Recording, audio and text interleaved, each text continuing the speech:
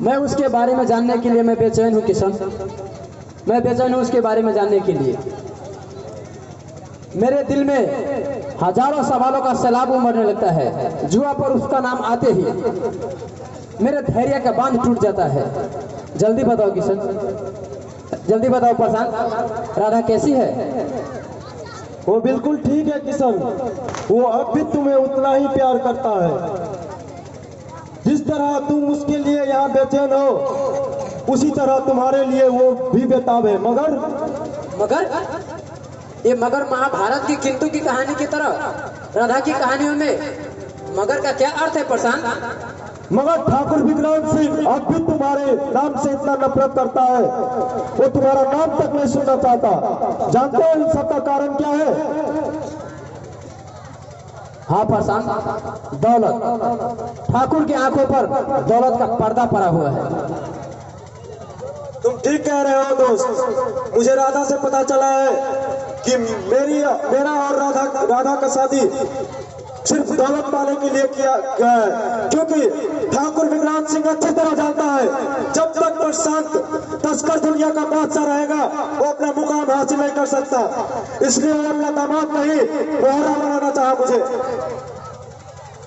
वाह रे दौलत, तेरी भी लीला अजब है।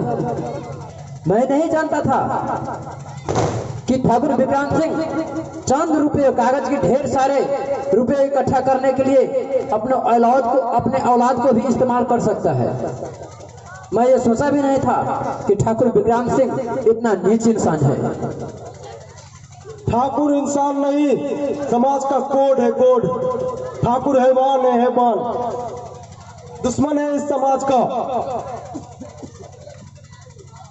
ऐसे इंसान को जिंदा रहने का कोई अधिकार नहीं। अगर ठाकुर विक्रांत सिंह मुझे मिल जाए तो मैं इसका सीना चीर कर एक एक बूंद सारा रक्त चूस लूं। नहीं दोस्त, ठाकुर को मार देने से उसके बुराइयों का खात्मा नहीं हो सकता। कोई भी इंसान अच्छा या बुरा नहीं होते, अच्छा या बुरा उसका कर्म होता है। इसलिए सांप को मारने से बेहतर उसका विष निकाल देना ही अच्छा होता है। इसलिए ठाकुर को मारने से अच्छा उसकी साम्राज्य को खत्म करना होगा। जब वो कंगाल हो जाए, उसके पास कोई दौलत ना हो और वो कंगालों के बीच में अपना जीवन यापन करे, तब उसे एहसास हो इंसान और इंसानियत की भी कद्र होती है। तुम सच कह रहे हो प्रशांत।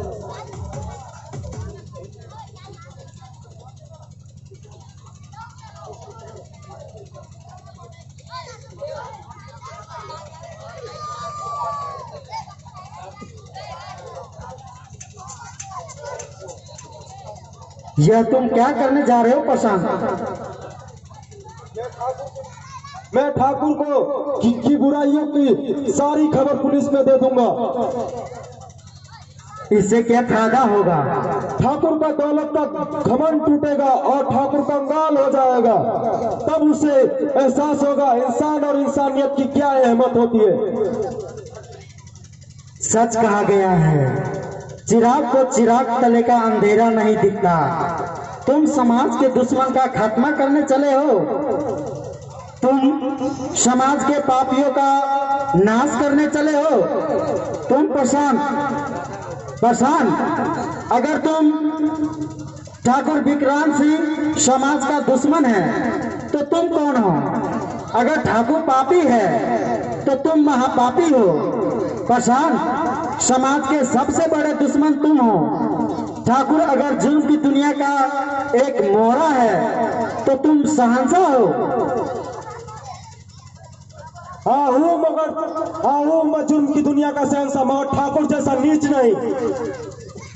ये सब दौलत की माया है प्रशांत। दौलत वो चीज है जो अच्छे को पथ भ्रमित कर देता है।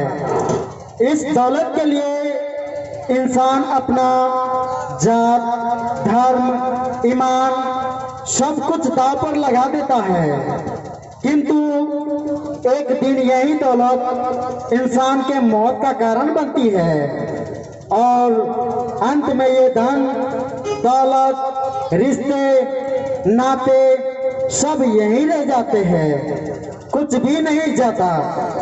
साथ जाता है तो सिर्फ इंसान के अपने अच्छे बुरे कर्म। तो ऐसा मैं क्या करूं से उससे मेरे दोस्त को उसका प्यार, उसकी राधा मिल जाए। तुम प्रशांत ठाकुर पर अंगुली इसलिए नहीं उठा सकते क्योंकि तुम स्वयं बुरे हो। लेकिन याद रखो प्रशांत, बुराई का अंजाम हमेशा बुरा होता है। मेरी बात मानो, लो छोड़ दो बुराई के रास्ते, ठुकरा दो ऐसी दौलत को जो एक दिन तुम्हारे गले का फंदा बनेगी।